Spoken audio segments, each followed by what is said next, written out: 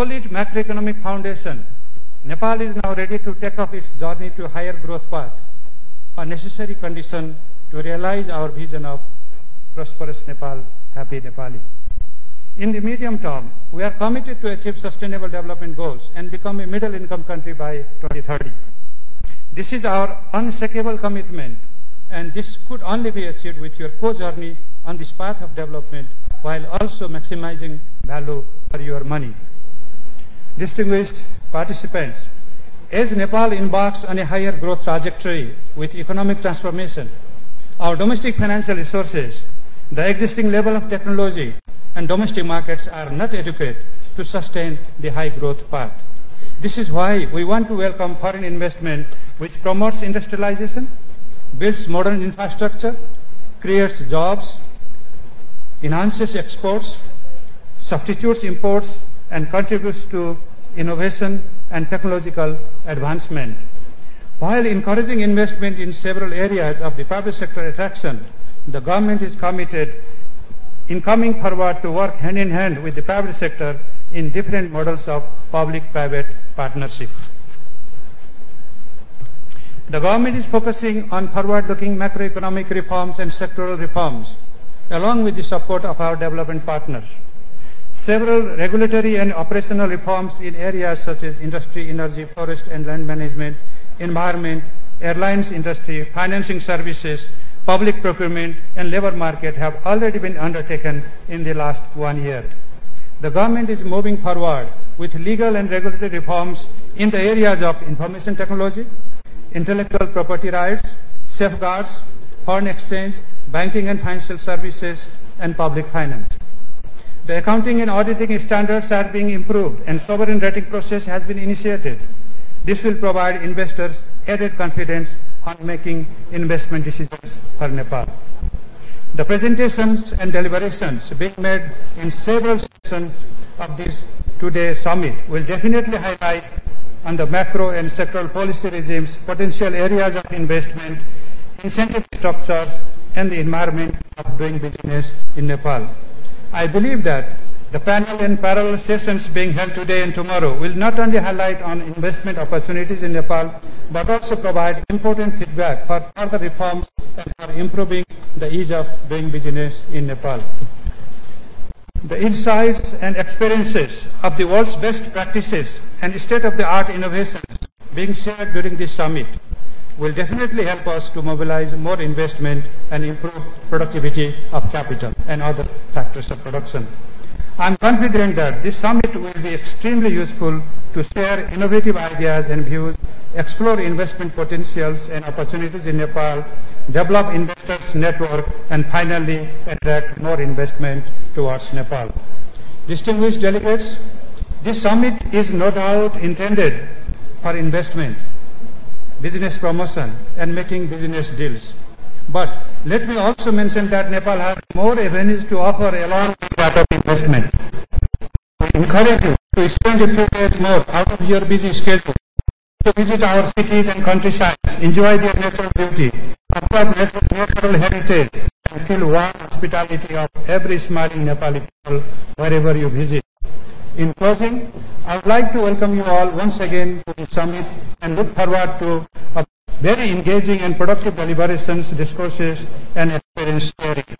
I sincerely hope that this event will mark as an important milestone for mobilizing external and domestic resources, encouraging a strong bond of collaboration for the rapid development of Nepal. Thank you very much and namaste.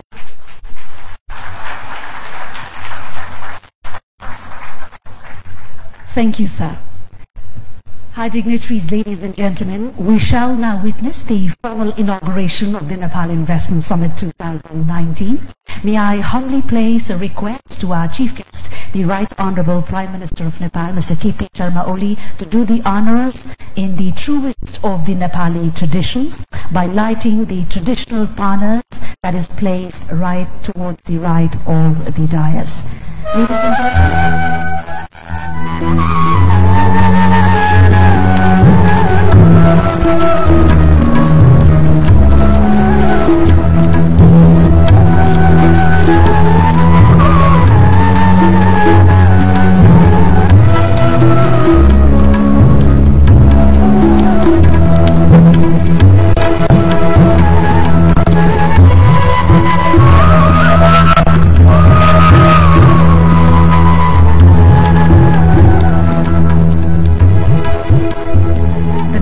Investment Summit 2019 is now formally open, ladies and gentlemen. Thank you to the Right Honourable Prime Minister and the dignitaries.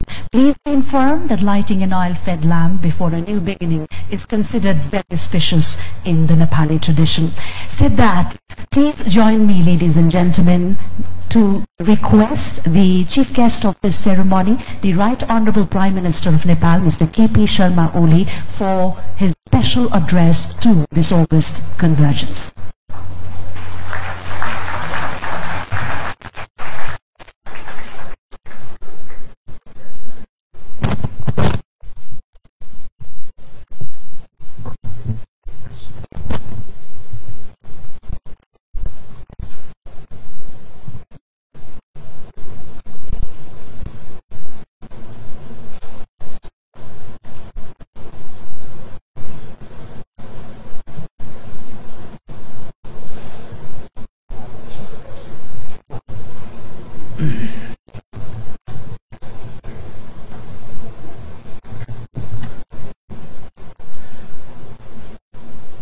Excellencies, distinguished guests, ladies and gentlemen,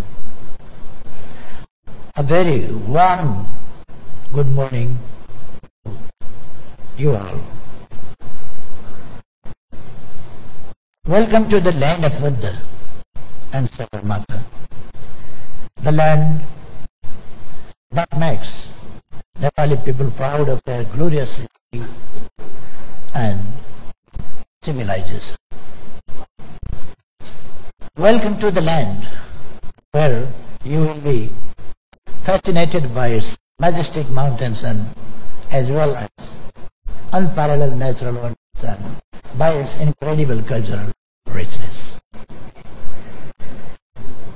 Welcome to the land of friendly and hospitable people where guests are treated as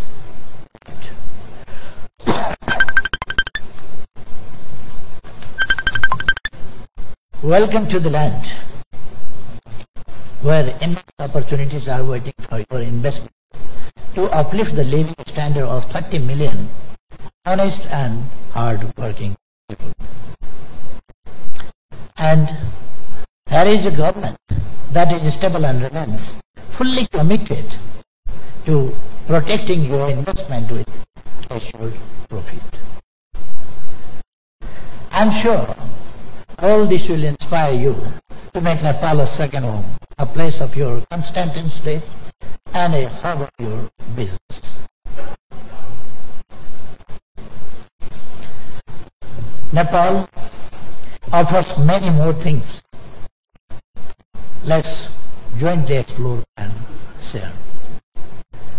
Dear friends, a year ago, while addressing the fellow citizens from Rara lakefront of Karnali province on the happy occasion of Nepali New Year 2075, I had emphasized Nepal must prosper and it can prosper. That was an opportunity for me to outline my vision for development of this country. I had expressed optimism that we would be able to steer the development course of this country. I had also underlined the need for partnership with our friends and well-wishers to speed up our development process. Today, I am so overwhelmed to see you here, our good friends, attending this very important event by wholeheartedly responding to our call.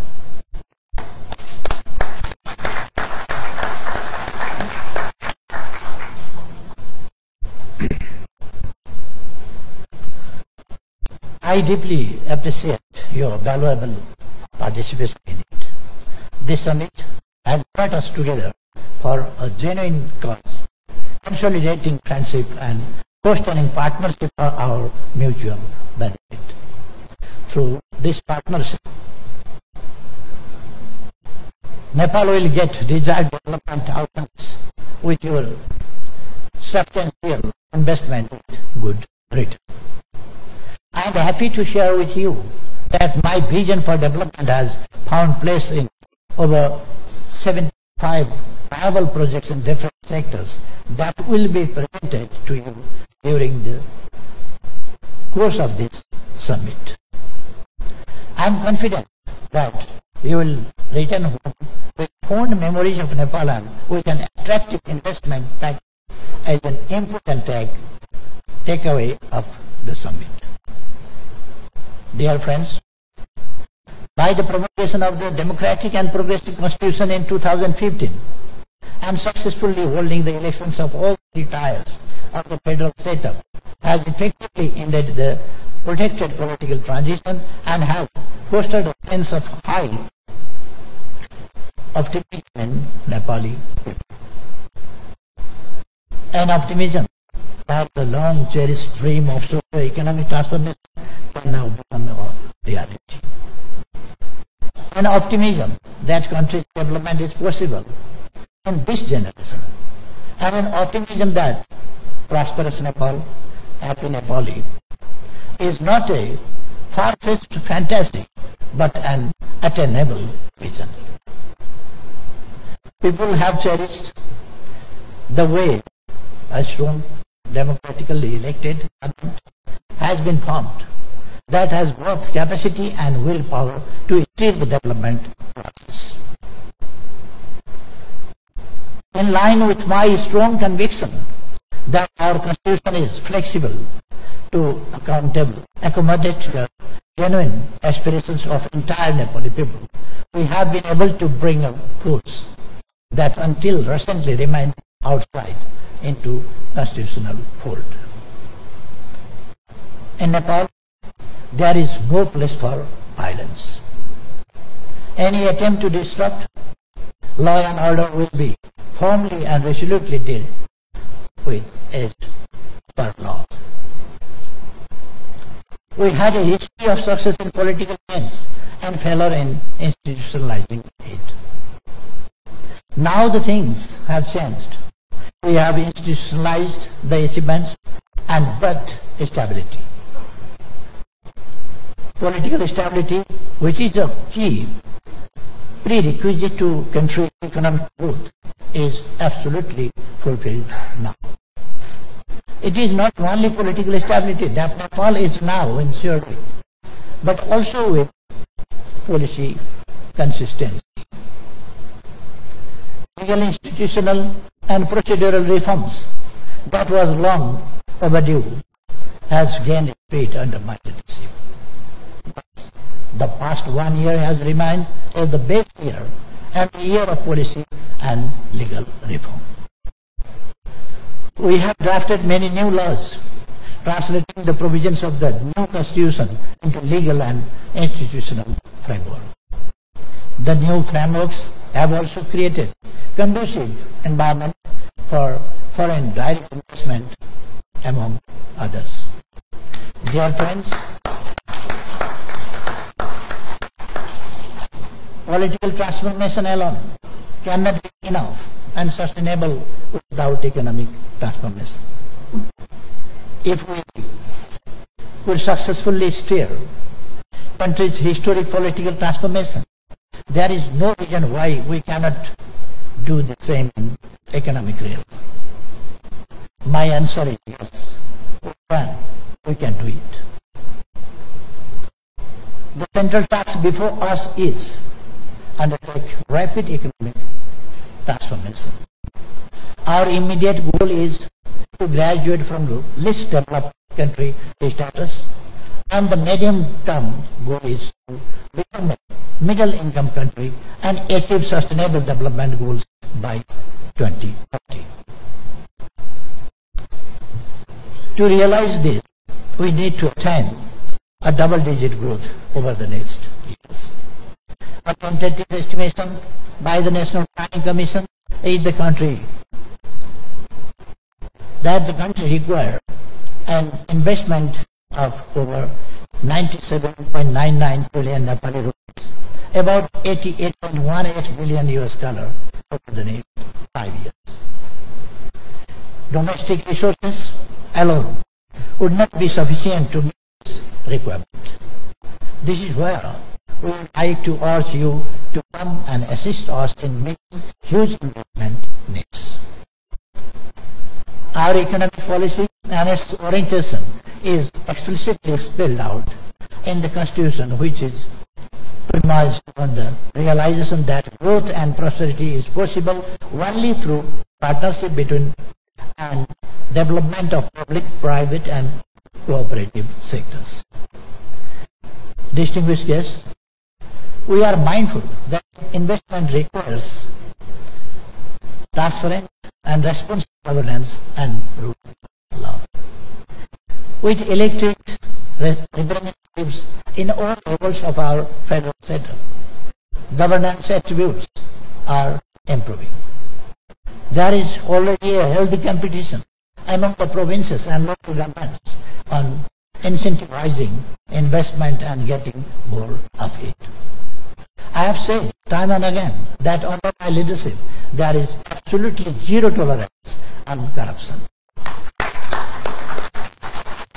I am convinced that good governance is essential for economic development and prosperity.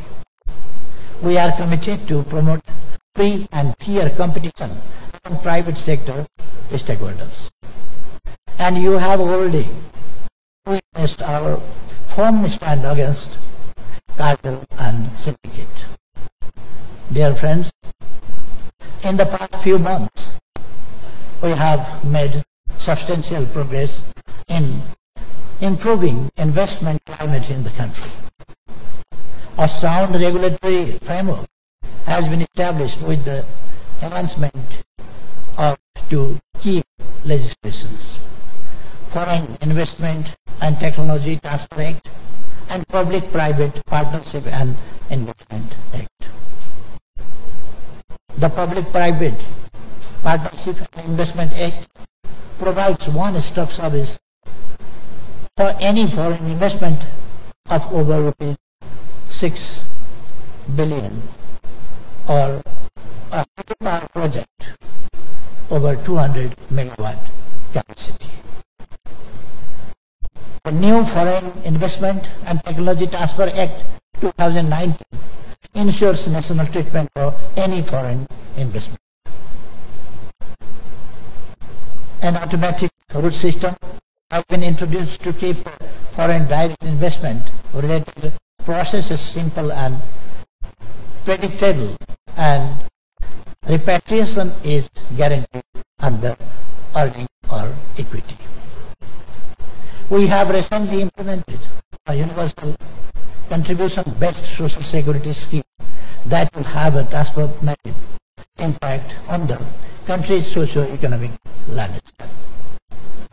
The scheme, which covers Medicare facilities, safe motherhood, accidental and old age security of workers, does not only but is the foundation of a welfare society, but also ensure better and healthier industrial relation and hence contribute meaningfully to conducive environment for investors. Our reform drive has gone well beyond this regulatory framework.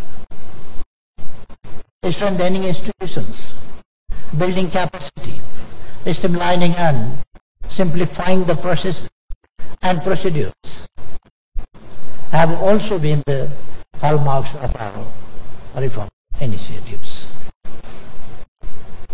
Statutory provisions pertaining to land acquisition, company registration, environmental assessment and infrastructure development have been relaxed and simplified.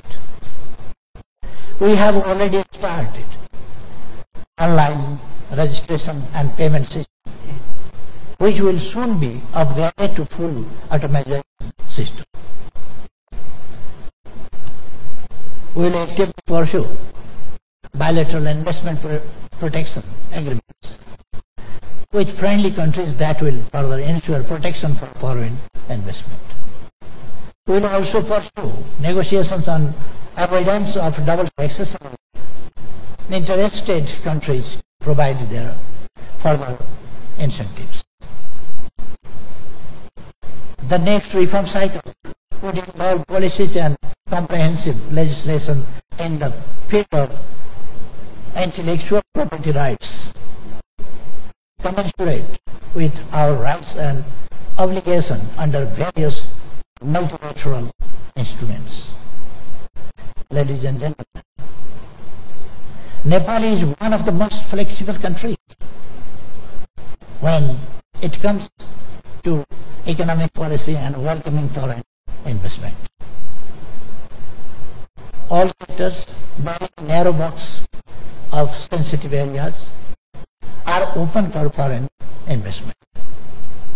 And we allow 100% investment in almost all areas. We offer an attractive incentive package in terms of corporate taxation, import duties, and export facilities. Tax rates are predictable and tax holidays are guaranteed by the law for those industries that meet the established criteria. We have huge demographic dividend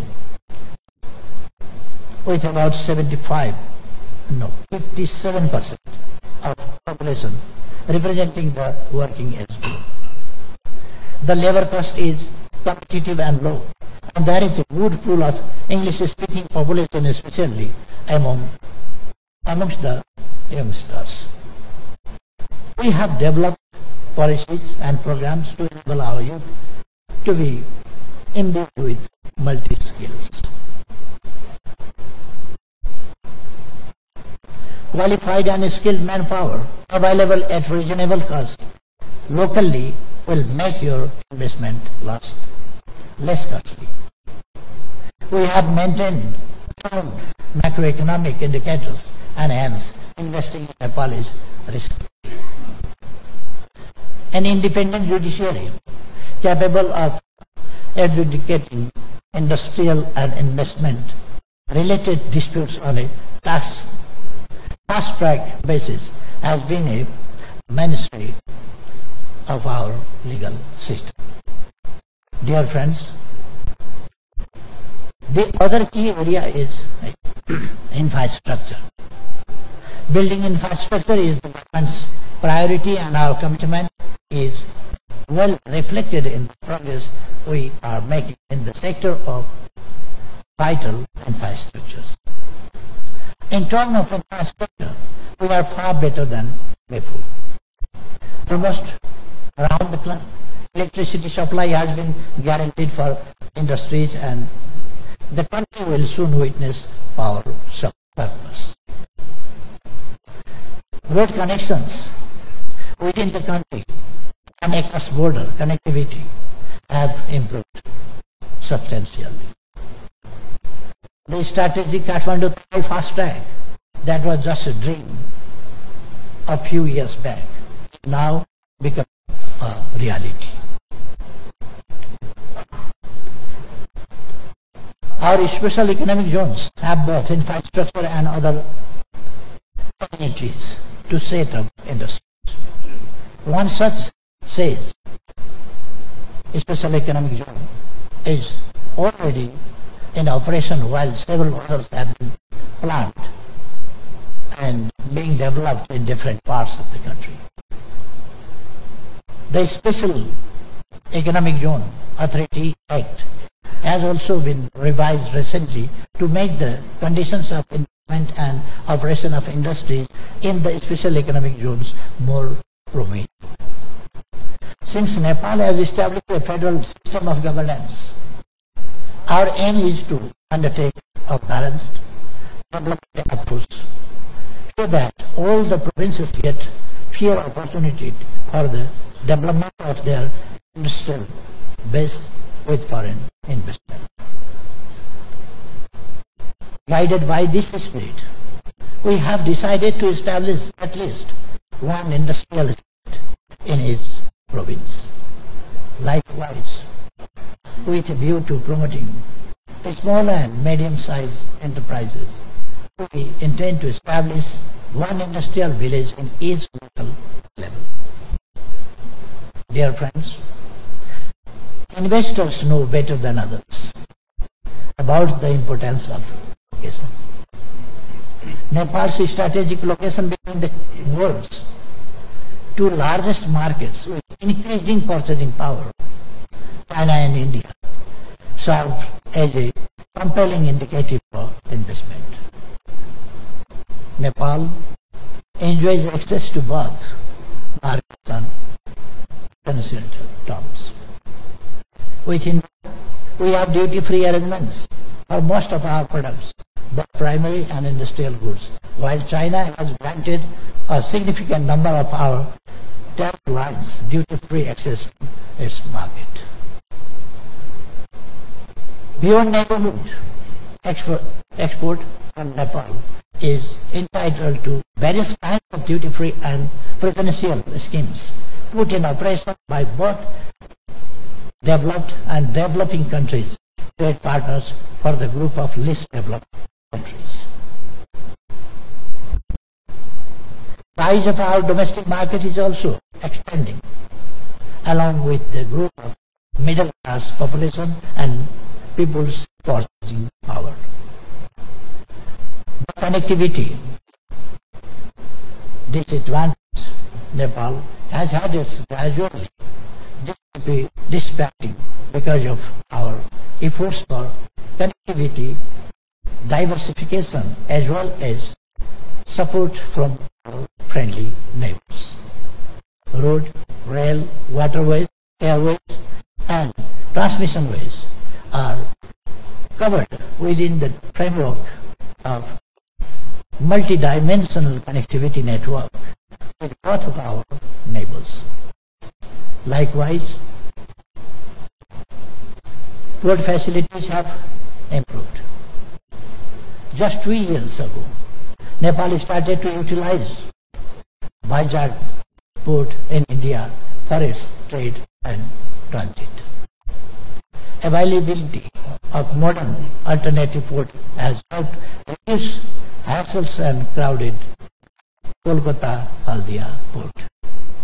Digital tracking and transshipment systems, both introduced recently, has eased the transportation process. A new transit route through the use of inland waterways is under progress.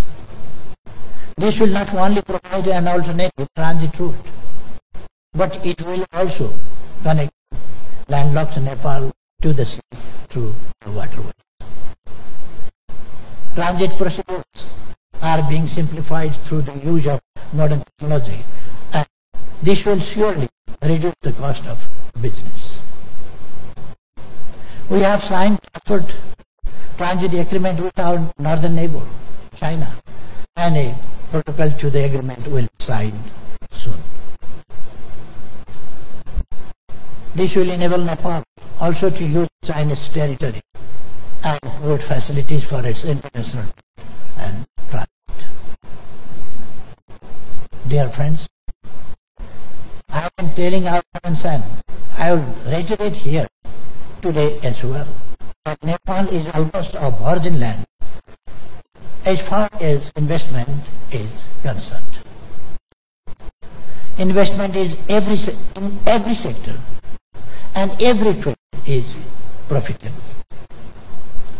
When it comes to investment, hydropower could be a prime choice. There are other potential areas: agriculture, manufacturing, tourism, infrastructure, information technologies, mines, and minerals, to name a few. Our target is to generate 3,000 megawatt power in 3 years, 5,000 megawatt in 5 years, and 15,000 megawatt in 10 years. While domestic consumption will gradually increase with our rapid industrialization drive, the prospect of regional electricity market is also coming to fruition with a positive initiative recently taken by India. We are also working on the infrastructure foundation of cross-border transmission lines. A robust master plan for such transmission line requirement is already with us. This will guide our future course of action. The recently concluded MOU on BIMSTEC grid interconnection has opened up the possibility for cross-border power trade in BIMSTEC region. Nepal and Bangladesh have also signed the MOU on power trade. These developments make Nepal's hydropower more and more investment worthy. Converting water into wealth is therefore a not to be missed opportunity. Tourism is another important sector for investment. Nepal has matchless natural beauty and incredible cultural treasures. Natural and cultural diversity make Nepal a tourist paradise around the year. We are celebrating the year 2020 as Visit Nepal year. Our intention is to attract more than 2 million tourists. We seek investment for upgrading tourism infrastructure, including hotels and resorts. Agriculture has huge potential for development. We have to move from subsistence level agriculture to commercial one by its modernization, which requires huge investment. We want to enhance productivity of agriculture but reduce people's dependence on it. Given Nepal's topography and climate setting, we can develop organic farming system with products of high export potentials. Dear friends, my government is not only a stable government with 2/3 majority in the parliament. It is also a government with a clear vision and objective for the development of this country. Devising a policy, the government is not moving alone. Private sector has been taken on board as an indispensable partner in the journey for economic transformation. Before I conclude, I would like to share with you the development agenda and foreign investment enjoy national consensus in Nepal. All political forces in the parliament stand together to invite and encourage foreign investment. My message to you all is Nepal is ready for business and investment. We welcome your investment. Feel secure and seize the moment.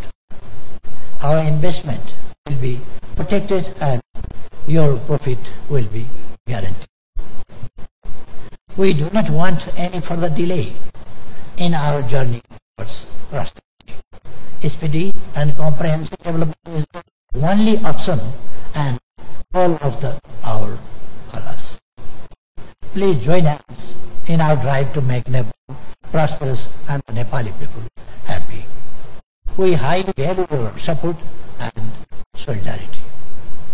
I wish you a pleasant stay in Nepal and the summit all success. Thank you all. Thank you very much.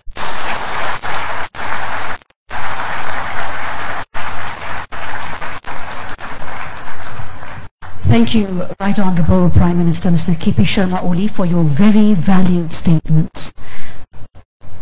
Ladies and gentlemen, now that we have formally set off in this journey of this very much inspired